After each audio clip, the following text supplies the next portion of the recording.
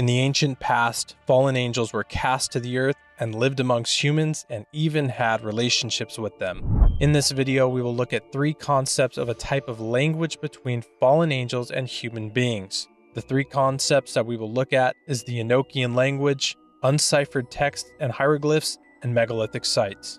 In the book of Revelation, chapter 12, verse 9, it lays the foundation for the concept of these angels on the earth. And it reads, "So the great dragon was cast out, that serpent of old called the devil and Satan, who deceives the whole world. He was cast to the earth, and his angels were cast out with him." The first concept that we will look at is the Enochian language.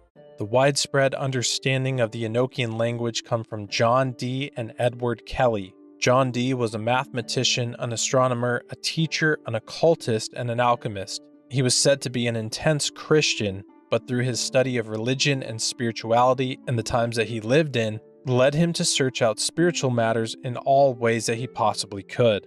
John Dee was an advisor to Queen Elizabeth I, and she relied upon him heavily for guidance. As John Dee combined science and spiritualism to rise to the high rankings of the Elizabethan politics, in his letters to Queen Elizabeth, he would sign them 007, which later was used to influence the movies James Bond.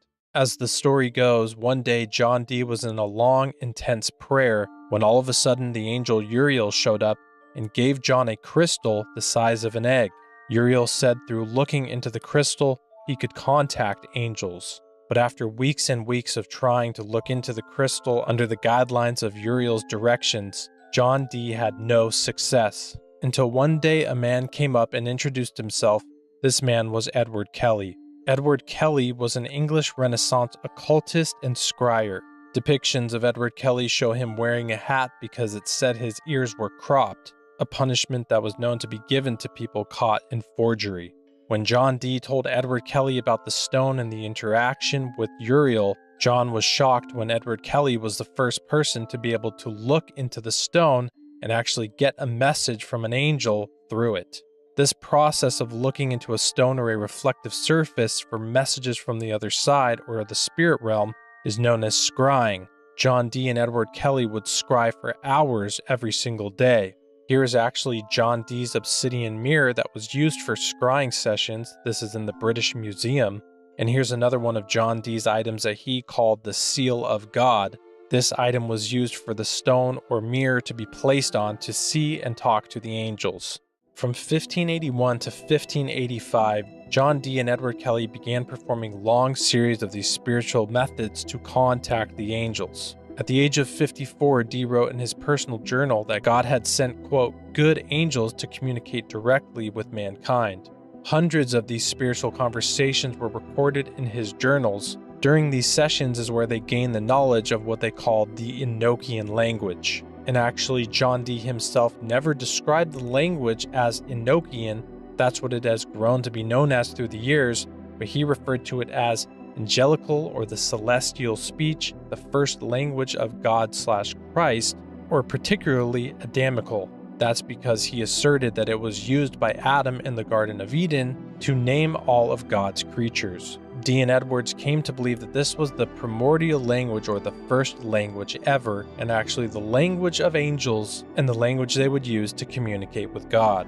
Through these sessions was given to them the Enochian alphabet. The script is written from right to left and may include accents. The Enochian letters have English letter equivalents, with some of the letters' names pronounced as they would be in English, but many are pronounced differently. They are given in the original Enochian language and a modern English translation based on John Dee's old English versions. Now, while it's said John Dee was an intense Christian, the state of the world and the society of the time somehow didn't show to these men that what they were doing was a wrong spiritual practice. During the end of their time together, Edward Kelly heard in one of his spiritual interactions that him and John Dee were supposed to share their wives with each other. John Dee was confounded and not happy with this, but then the men together went into another one of their seance scryer sessions, and the angel confirmed to the both of them that this was something that they should do. The diary of John Dee said that he was in great amazement and grief as he did not want to have to share his wife with Edward Kelly. On the 21st of May 1587, Dee confirmed that the wife share had taken place with just 2 words in Latin in his diary, pactum factum, or pact fulfilled. After this event, things were not the same between Dee and Kelly. Around this time, both men went their separate ways. John Kelly went back to his home in England, and when he arrived, to his surprise, he found his house and his beloved library and estates in ruins. Edward Kelly, while for a short period of time, rose to prominence in the Bohemian Assembly and was granted Czech citizenship where he could own property, but things didn't stay too good for him too long, where he ended up spending time with bad company, caught up in debts, and lost favor with the emperor and ended up in debtor's prison. Isaiah 8:19 says, "And when they say to you, seek those who are mediums and wizards, who whisper and mutter, should not a people seek their God? Should they seek the dead on behalf of the living?" Galatians 1:8 verse 9 gives us more wisdom into this topic and says, "But even if we or an angel from heaven preach any other gospel to you than that which we have preached to you, let him be accursed. As we have said before, so now I say again, if anyone preaches any other gospel to you than what you have received, let him be accursed."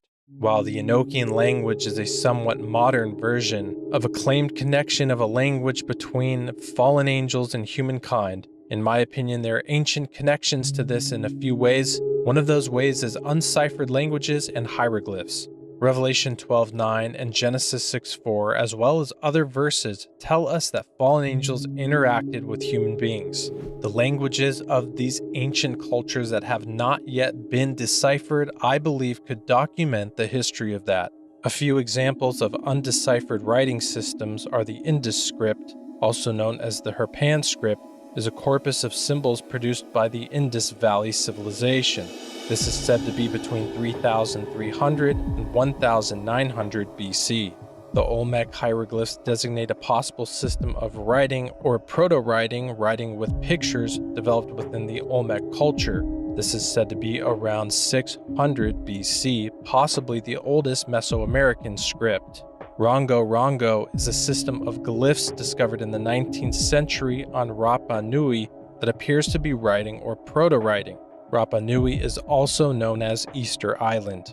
Hieroglyphs tell a story. The same way I can show you these meme sequences and you understand what I'm saying is the same thing these hieroglyphs once did for the people of that region.